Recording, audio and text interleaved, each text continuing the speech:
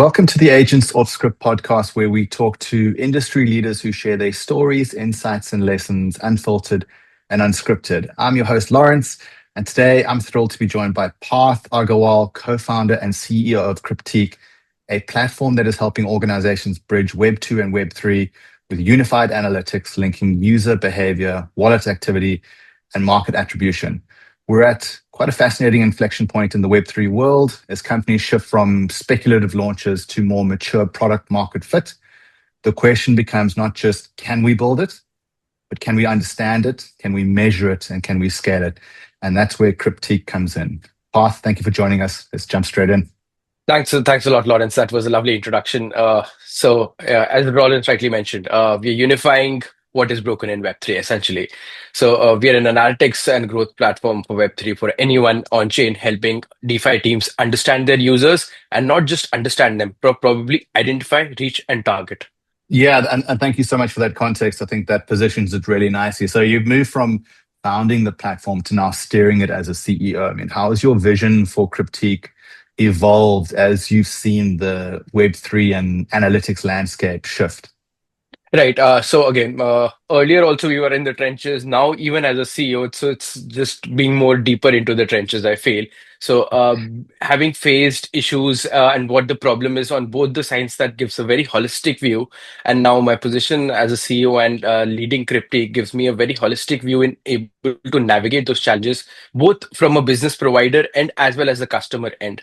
So the deeply rooted understanding of the problem has helped me explore and navigate what the further steps to be taken when it comes to analytics as a space, which is still very nascent in Web3 and crypto as a whole. But yeah, we're trying to dig in deeper and trying to position ourselves as the data-driven go-to platform when it comes to crypto. And if we talk about the evolution of the Web3 and the analytics landscape for a second, I mean, what decisions have you had to make differently or strategic decisions you've had to make as that landscape has shifted? Right. As you rightly mentioned at the start, so there has been a paradigm shift going on.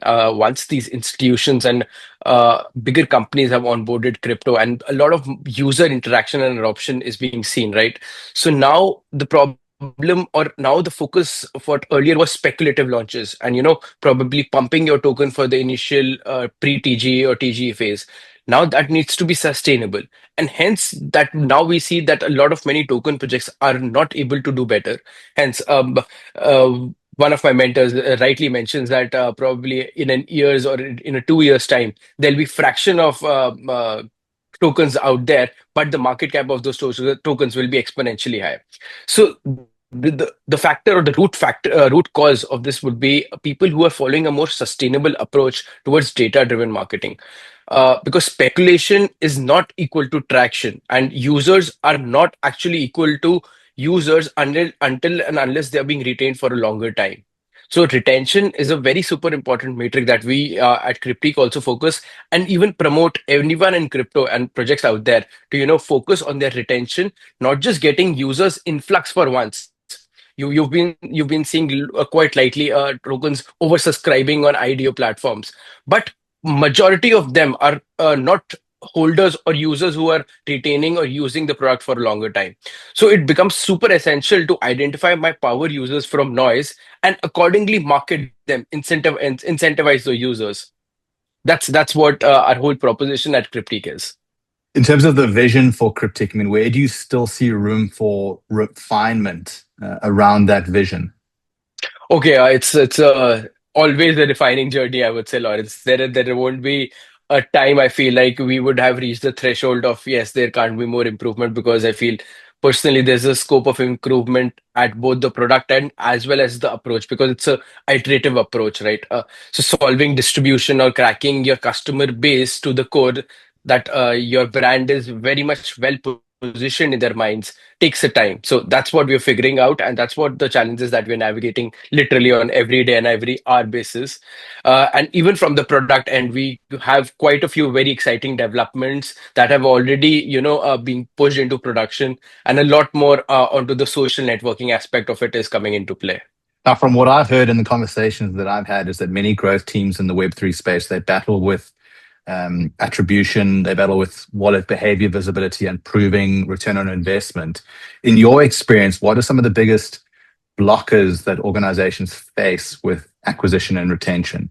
So it starts with generally the intention of any marketing campaign as such is to generate more attention. But the whole point becomes how are you measuring what is attention? I personally don't feel that impressions on Twitter post is equivalent to traction, right? So it's basically we need to see what users are finally performing the call to action that was desired in the campaign. Accordingly, how many of them are navigating the whole user funnel journey throughout? That as a product owner, I might have that this is the ideal path that I would want any of my user to take. So, who are the users who are taking those paths? If not, we see that there might be a discrepancy between one path and the other. So it's a product problem. So it helps product managers also identify that if there's a leakage between the event steps from a product end that the team should follow. Apart from that, it's generally the ROI from the sources. So you're able to see that X, for example, is bringing me traffic and users, but there might be another channel that might be bringing you lesser traffic, but more power users, but more users who are actually contributing to your TVL. So these are the hindsight matrix that a lot of projects do not tend to cater to, and hence the ROI that they are calculating, or even if they are calculating, is very siloed and doesn't usually yield the right metric that they should be calculating. Yeah, absolutely. So when a client does first sign up, I mean, which part of value proofs tend to be the slowest or the hardest? So again, there are two factors. Companies and projects are generally more inclined towards things that quickly generate a revenue for them. So anything that affects the top of the revenue line. Whereas the analytics tool and growth platforms, these are more designed in such a manner to save the cost on a very long term basis. It's not just a fraction of saving that you'll be seeing in a month or 2 terms time. It's the time that is being saved. It is the micro financials that is being saved. And more importantly, it's the data and according to which you're able to get to know your users, and accordingly you're utilizing that data to formulate further campaigns that eventually prevents a lot of leakage happening. So what we say at Cryptique is first identification of what we call awareness is the first step. Being aware of certain metrics and accordingly taking decisions based on those metrics helps become a successful, a sustainable long-term project. So what we are doing is we are essentially mapping all the off-chain aspects, right? Any user coming from any traditional data source, be it an ad click, be it a Twitter campaign, be it a landing page visit. From there onwards, we are able to navigate each event of how the user flows till the endpoint being their actual contribution and they actually using on-chain services or on-chain dApps and whatever actions they're performing.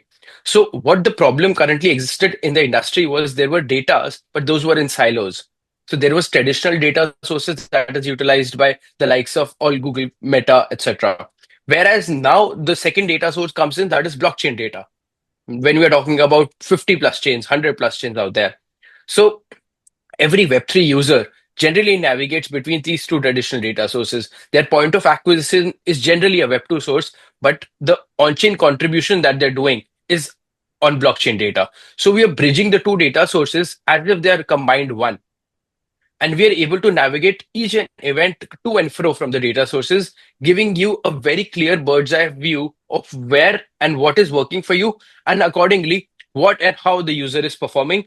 This helps teams in not only, finding the right channels to acquire new customers, but as well treating the existing customers, incentivizing the right customers well, keeping your community. What is a more rightly mentioned word of a community is actually knowing who people or who users are actually a part of your community and then treating them in a way that it becomes a cross collaborative relationship. It makes complete sense. And you alluded to client acquisition. I mean, I'm quite interested to understand what is Cryptique's client acquisition strategy? How are you going about attracting new clients and new users? Right. That's a good question, Lawrence. So client distribution is always a big question mark and a mystery when you're talking about about the everyday fast-paced world of crypto. So what we are focusing on, and again, it's a reiterative approach. We're trying out new approaches, seeing what is working for us.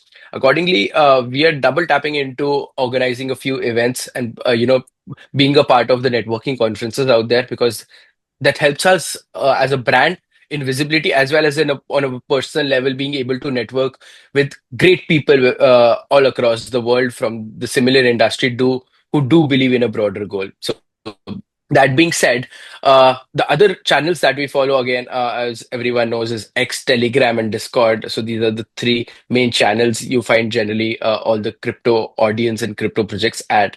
Whereas we are also focusing a lot more on partnering with launchpads as well as exchanges. So what does this do? We act as growth partners for these launchpads. So any token that is getting listed on the launchpads, we act as a growth partner to that ID or ICO project, helping them more specifically with post TGE retention. That is a super important criteria.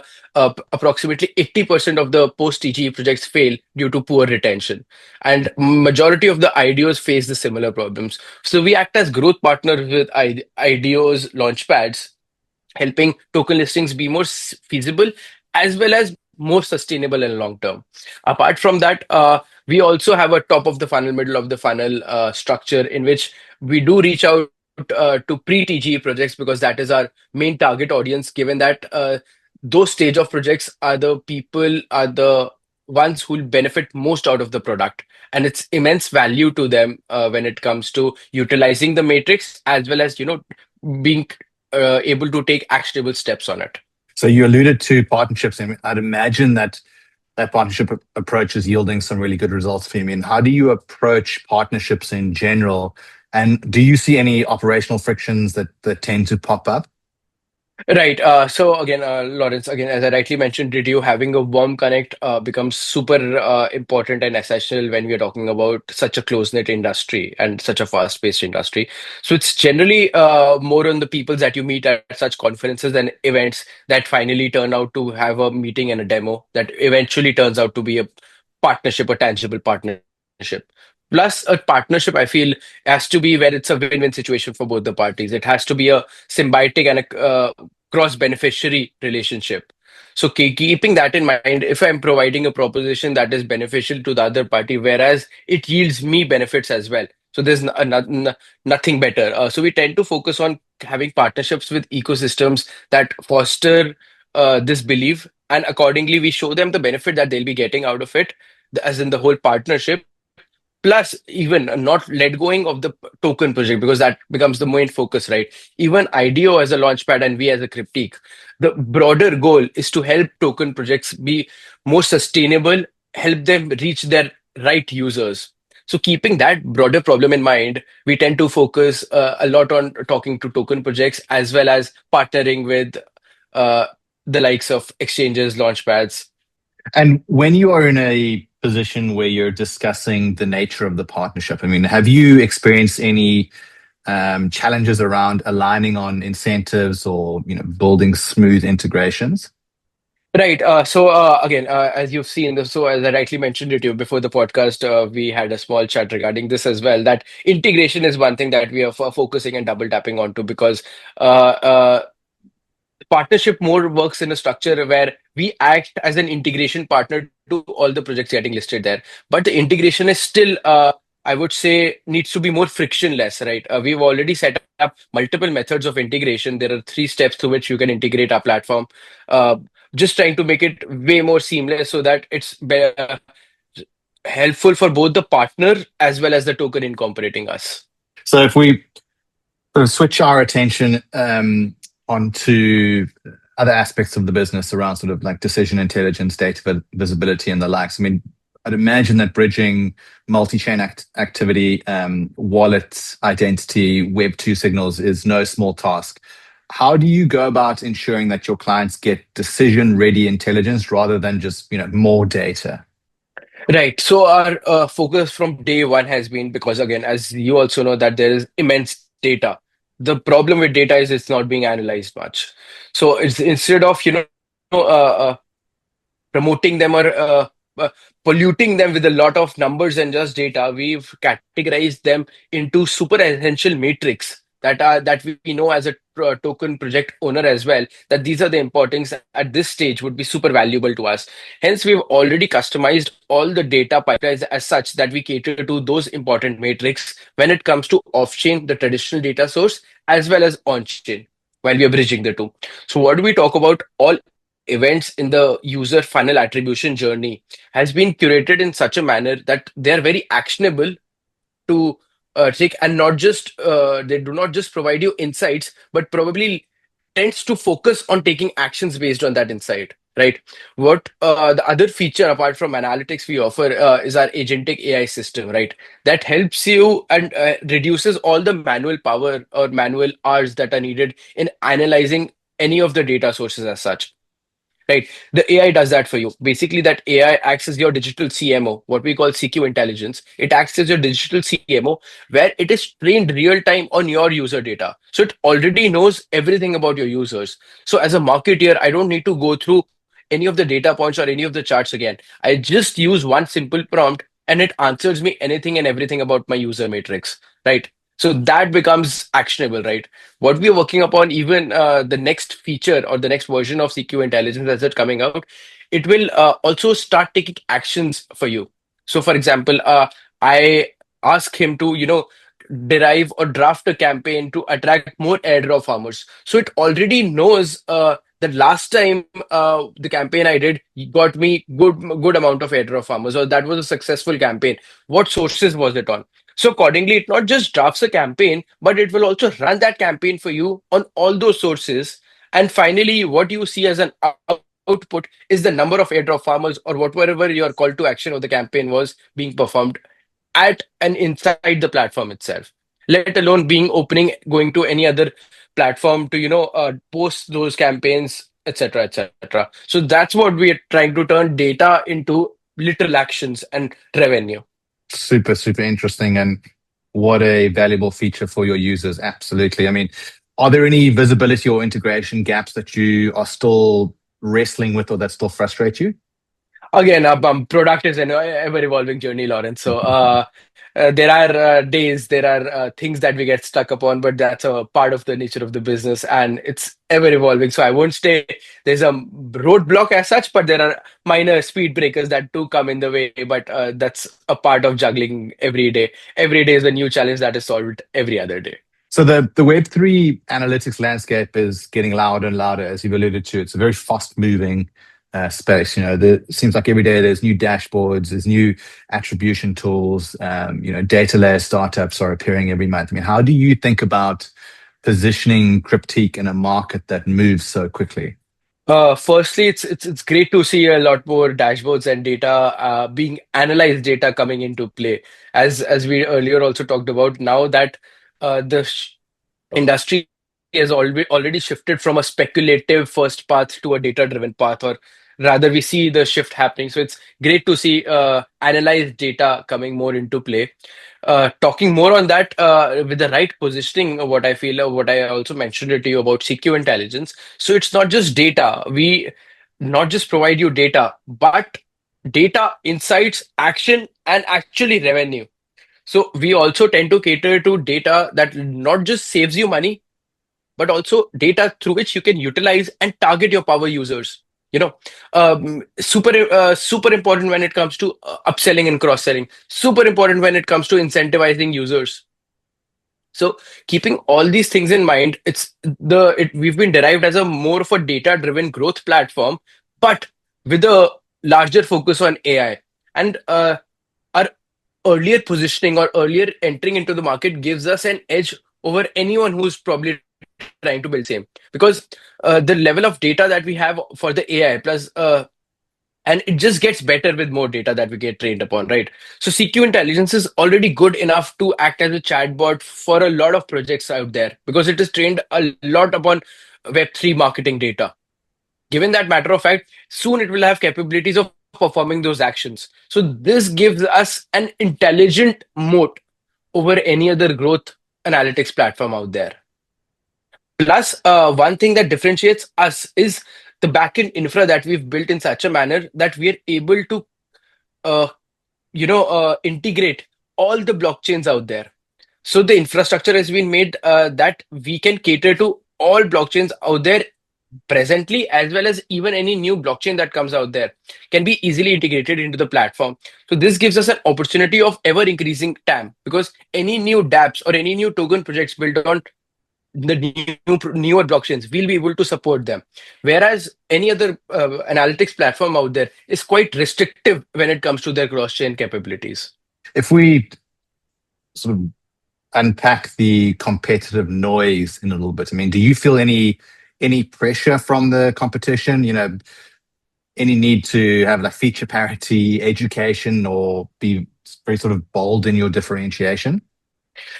Again, Lawrence, I won't say it's more on the likes of fighting for market share as of now, because the industry itself is nascent, and when the industry itself is growing, so the market itself is growing. So now is not a right time to fight for market share, but in general, fight for market as a whole, because it's growing. So it's Mm. about positioning yourself in a very stagnant place in the project owner's mind, that what exactly differentiates you from your, so to say, competitor, what differently you do, and what unique propositions you provide. If those things are clearly communicated to the end consumer, right? So I don't think so there's any will for a competition to, hinder any kind of business or revenue impact.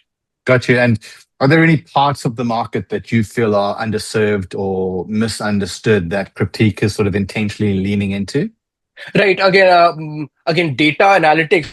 So growth analytics in Web3 itself is a comparatively a nascent things, and people have started to pay their focus. Whereas intelligent growth, so we know that AI has taken over in the last 2 years. So involving AI with data becomes super essential. Right now, the main problem with data was because there was so much of data, it was very hard for manual teams to, analyze data. And every second each user is literally pouring in more gigabytes of data, right?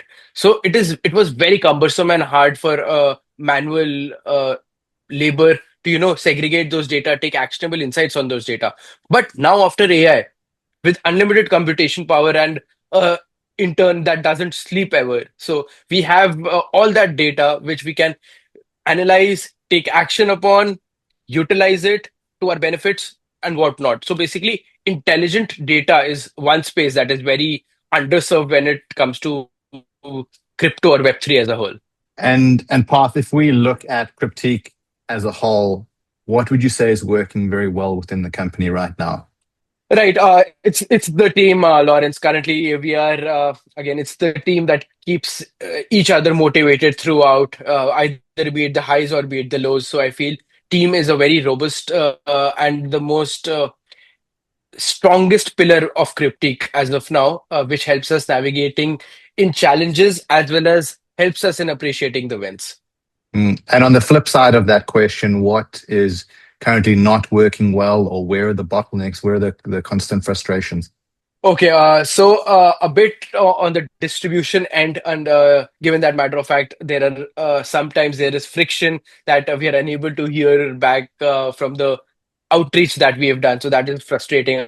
Again, having no replies is very frustrating at times. On the other hand, we do have some developments in the product end that we are currently a bit stuck with. But yeah, we've already finding measures and channels to figure that out as well. So yeah. And so Cryptic has been, it was founded in 2024. I mean, what are some of the most important lessons that you've learned in the journey to date? Oh, okay, wow. That can be a whole 3 hour podcast in itself. But just to sum it up, it's been a roller coaster, if I put it that way. It's been an ever evolving journey and still continues to be, where learning every day about the industry more from the people who've been there much more longer than I've been there.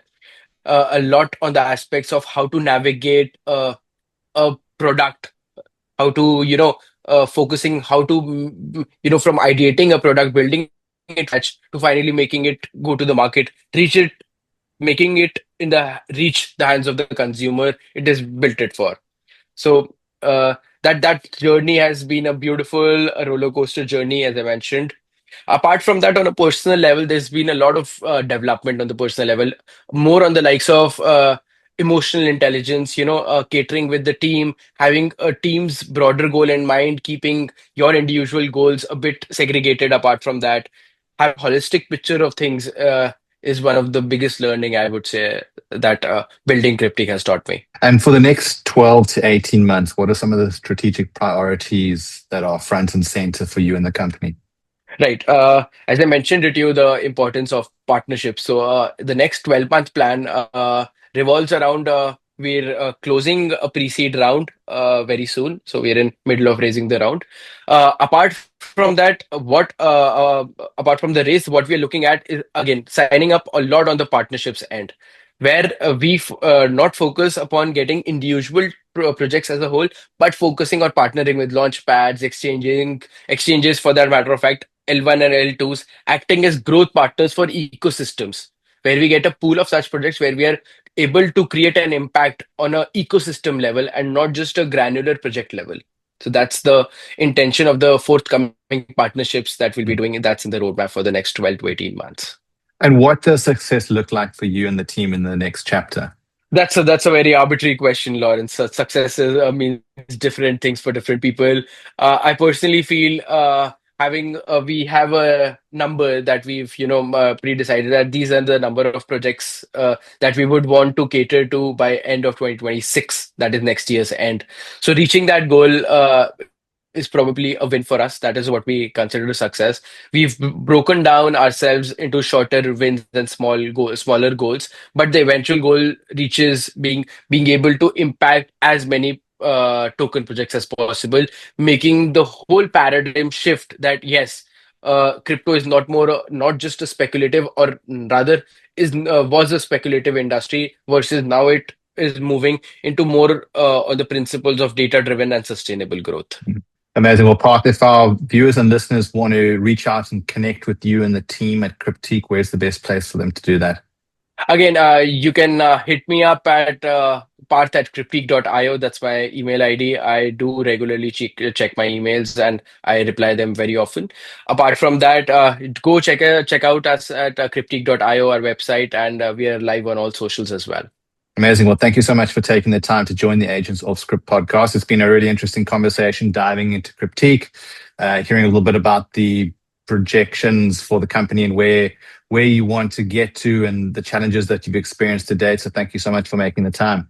It was a pleasure being a part of the podcast, Lawrence. As a host, you did a really great job. It's always been a pleasure talking to you. That's it for today's episode of the Aegance Offscript podcast. If this conversation sparked something, a thought, a question, or a new way of seeing your own business, like the video, subscribe to the channel, and leave a comment down below. We'll catch you on the next one. Cheers.